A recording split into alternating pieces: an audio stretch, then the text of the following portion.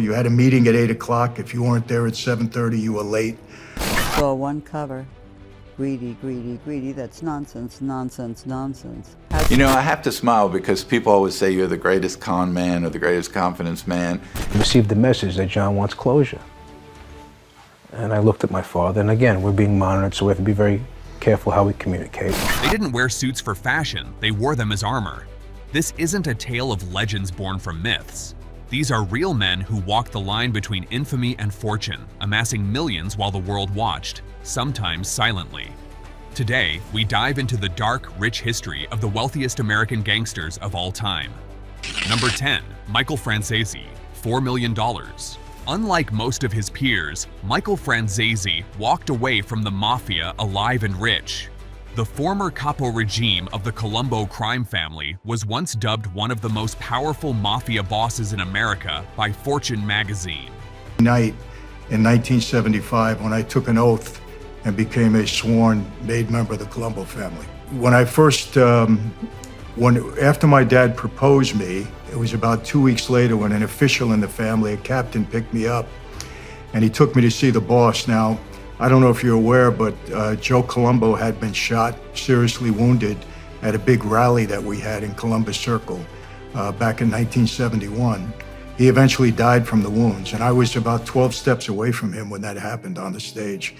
At his peak, Francesi claims he made up to $8 million per week through a scheme that stole federal gasoline taxes. Sentenced to 10 years in prison in 1986, he found religion behind bars and chose to leave the mafia upon his release. Today, he lives a reformed life as a Christian motivational speaker and author. While his fortune has dwindled compared to its peak, Francesi is still estimated to be worth $4 million, an impressive feat for a man who once ranked 18th on the FBI's list of richest and most dangerous mobsters. Number 9, John Gotti Jr., $10 million.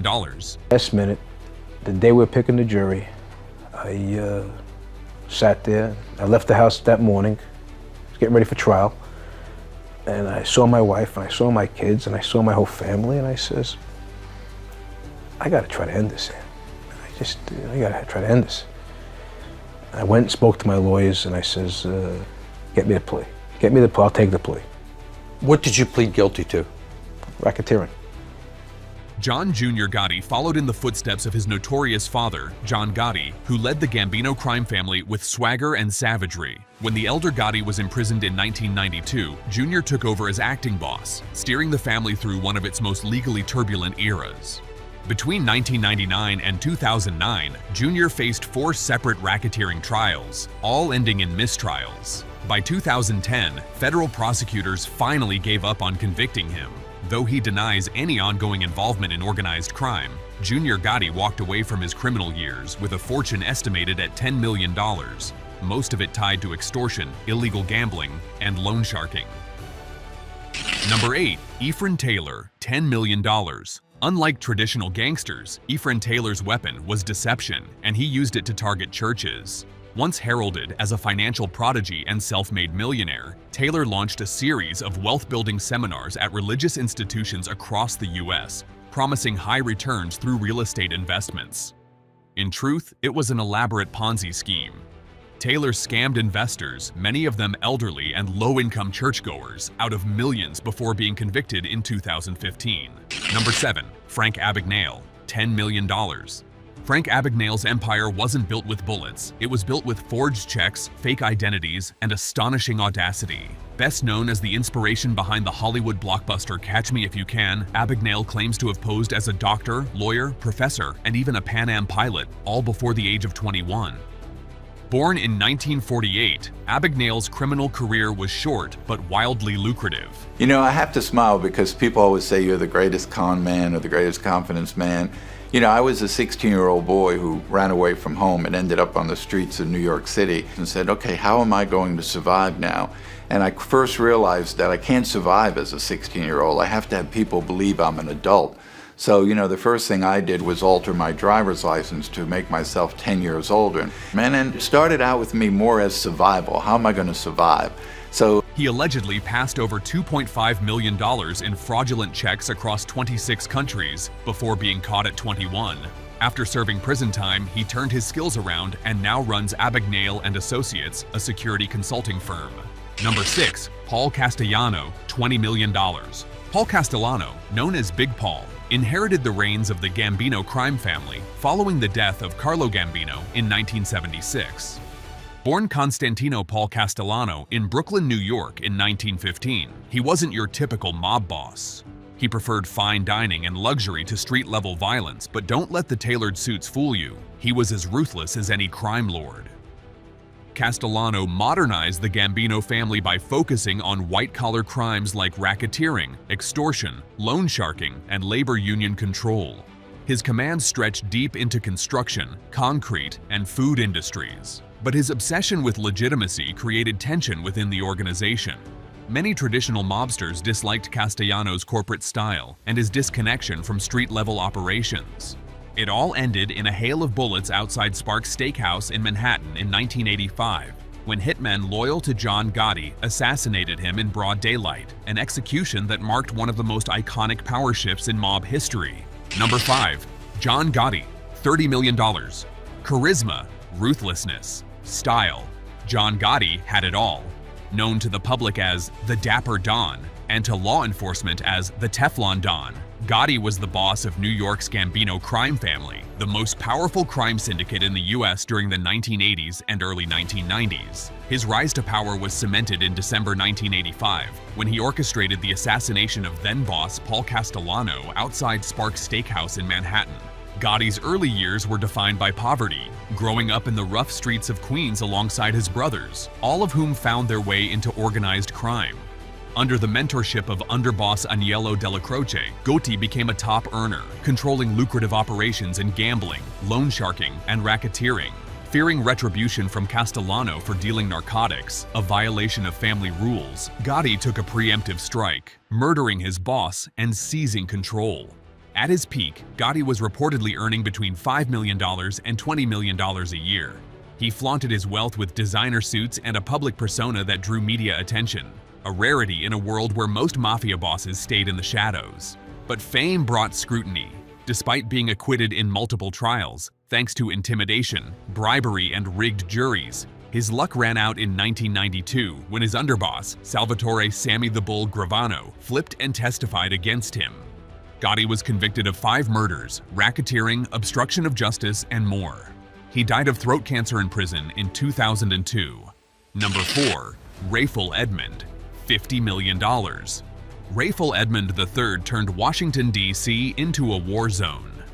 During the crack cocaine epidemic of the 1980s, Edmund built a narcotics empire that reportedly moved hundreds of kilos of cocaine each week. At just 21 years old, he was earning tens of millions, employing thousands, and driving Ferraris while still attending high school basketball games. Dubbed a local folk hero by some, Edmund was a paradox. He donated to his community, handed out money, and lived like a rap mogul decades before the term existed. But his empire left devastation in its wake. Washington, D.C. became known as the murder capital of the United States, due in large part to the violence surrounding Edmund's drug trade. He continued to traffic drugs even while incarcerated, eventually landing him in the Federal Witness Protection Program after cooperating with authorities. Edmund died on December 17, 2024, at the age of 60. Number 3. Bugsy Seagull, $100 million.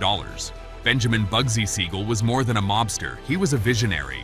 One of the most feared killers of the early mob era, Seagull was instrumental in the creation of Murder Inc., the National Crime Syndicate's enforcement arm.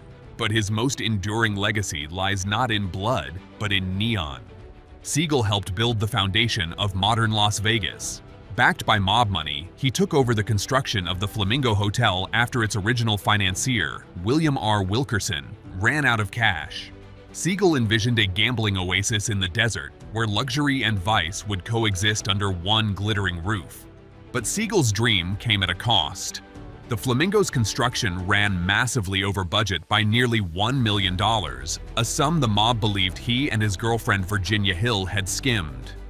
On June 20th, 1947, Seagull was assassinated by a sniper at Hill's Beverly Hills home, a warning shot to any mobster who played fast and loose with the syndicate's money. Number 2.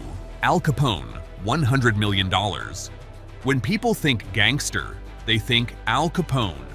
Scarface became the face of organized crime in the 1920s Chicago, presiding over a brutal empire of bootlegging, brothels, and bribery. During Prohibition, Capone's Chicago outfit generated an estimated $100 million annually. Capone cultivated a bizarre dual image, part ruthless killer, part folk hero. He donated to charities, all while orchestrating killings like the infamous St. Valentine's Day Massacre in 1929. Despite a public persona that flirted with glamour, Capone's downfall came not from bullets but books. He was finally imprisoned for tax evasion in 1931.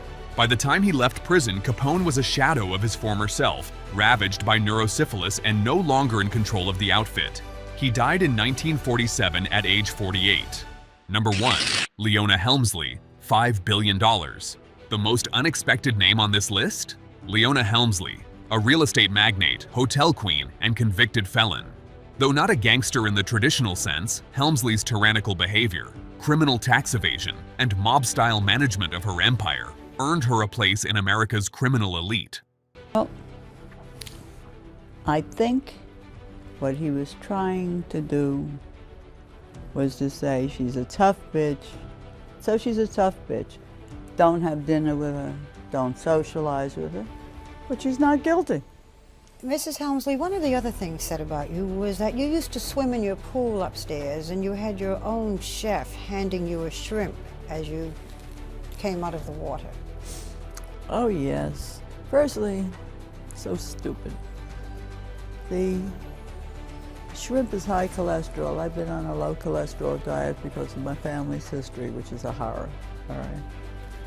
Dubbed the Queen of Mean, Helmsley ran her business empire with an iron fist, screaming at staff, refusing to pay contractors, and living in opulence. Her infamous quote, "We don't pay taxes, only the little people pay taxes," surfaced during her trial and cemented her villainous reputation.